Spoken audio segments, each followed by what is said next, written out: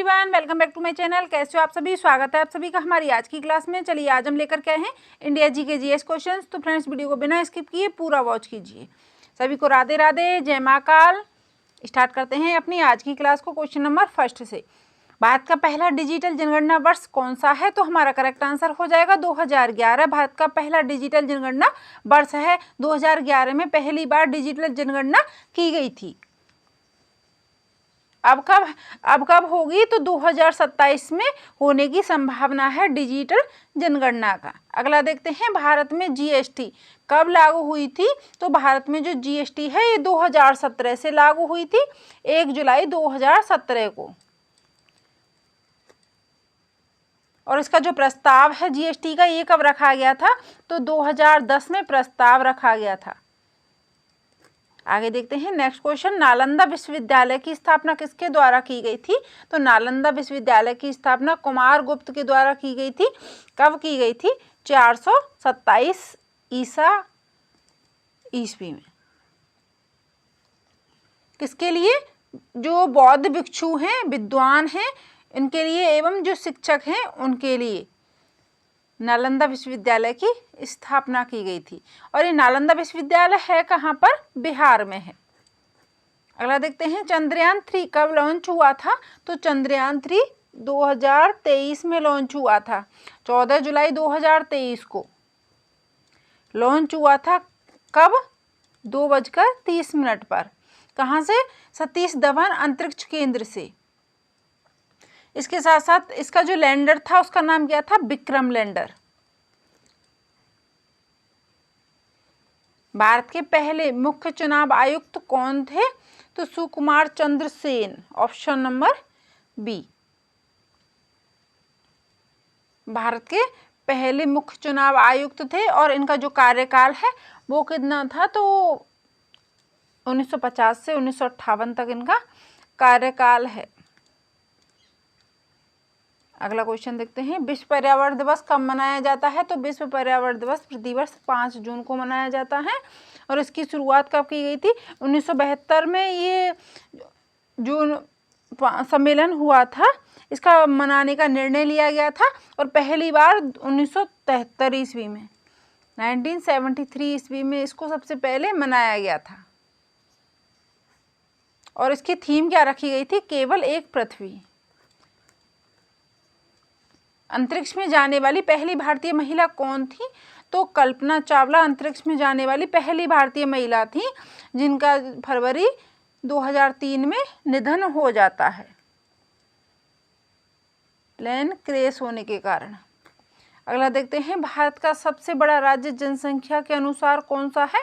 तो जनसंख्या के अनुसार उत्तर प्रदेश है। अनुमानित जनसंख्या कितनी है यहाँ की? 240 मिलियन। सबसे बड़ा राज्य है। सबसे छोटा सिक्किम है। अगला देखते हैं, किस नदी को दक्षिण की गंगा कहा जाता है? तो जो गोदावरी नदी है इसको दक्षिण की गंगा, वृद्ध गंगा कहा जाता है। और इसका उद्गम कहाँ है? इसका जो उद्गम है वो महाराष्ट्र में है। महाराष्ट्र में कहाँ? त्र्यंबकेश्वर।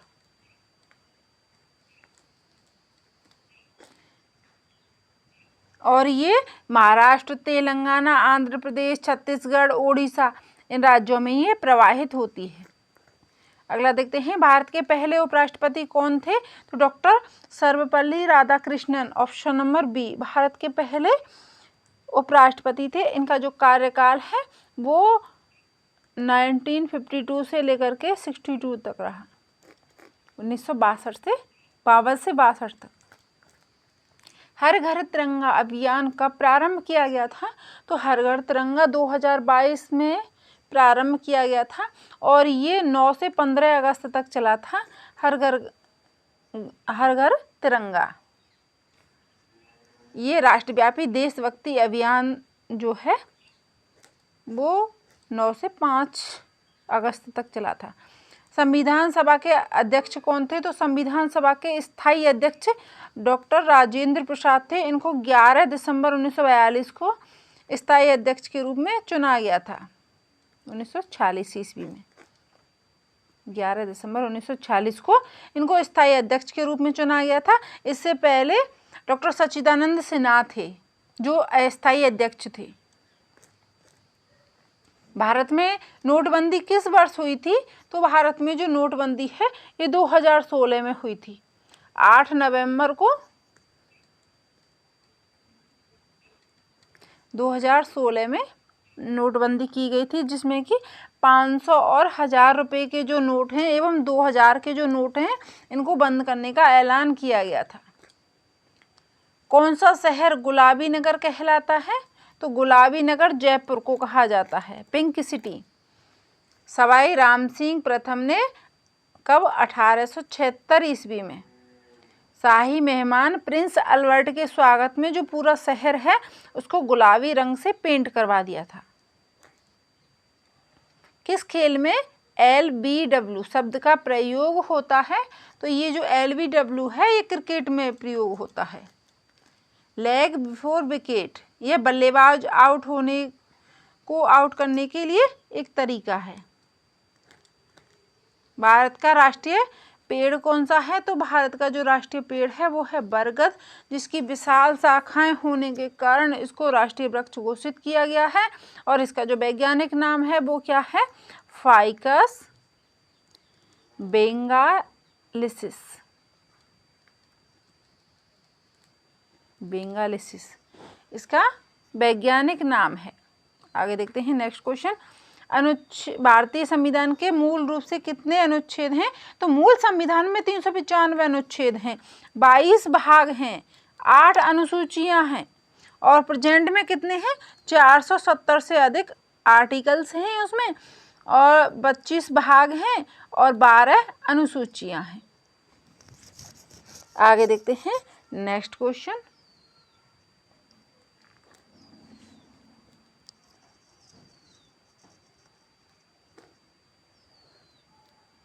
विश्व की सबसे ऊंची चोटी कौन सी है? तो विश्व की सबसे ऊंची चोटी माउंट एवरेस्ट है। आपको भी पता होगा 8849 किलोमीटर इसकी कुल हाइट है। नेपाल में इसको सागर माता के नाम से जाना जाता है। जय जवान जय किसान का नारा किसने दिया था? तो लाल बहादुर शास्त्री जी ने जय जवान जय किसान का नारा दिया था। कब दिया था? 1965 में। भारत पाक का जो युद्ध हो रहा था उस समय सैनिकों एवं किसानों में उत्साह भरने के लिए जय जवान जय किसान का नारा दिया था। इंडिया गेट कहाँ स्थित है? न्यू दिल्ली में स्थित है। स्थापना कब हुई थी? 12 फरवरी 1931 ईस्वी को इसकी स्थापना हुई थी। अगला देखते हैं गगनयान मिशन किससे संबंधित है? तो गगनयान अंतरिक्ष से संबंधित है और जो गगनयान है ये 3 सदस्यों के लिए है। 3 दिन की ट्रिप इसमें मिशन बनाया गया है और 400 किलोमीटर की कक्षा में इसको प्रक्षेपित करने और पृथ्वी पर सुरक्षित आने के लिए इसका निर्माण किया गया है। 2025 में इसको लॉन्च किया गया है।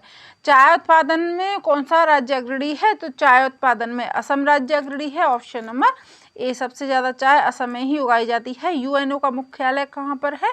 तो न्यूयॉर्क में यूएनओ का मुख्यालय है। न्यूयॉर्क यूएनओ कहाँ? ये क्या है? न्यूयॉर्क कहाँ पर है? यूएसए में।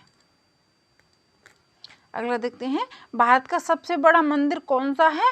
तो श्री रंगनाथ स्वामी भारत का सबसे बड़ा मंदिर है। स्थित कहाँ पर है? तमिलनाडु में। तमिलनाडु के तिरुचिरापल्ली में। कितने हेक्टेयर पर फैला हुआ है? 63 हेक्टेयर पर फैला हुआ मंदिर है। विश्व की सबसे लंबी नदी कौन सी है? तो नील नदी विश्व की सबसे लंबी नदी है।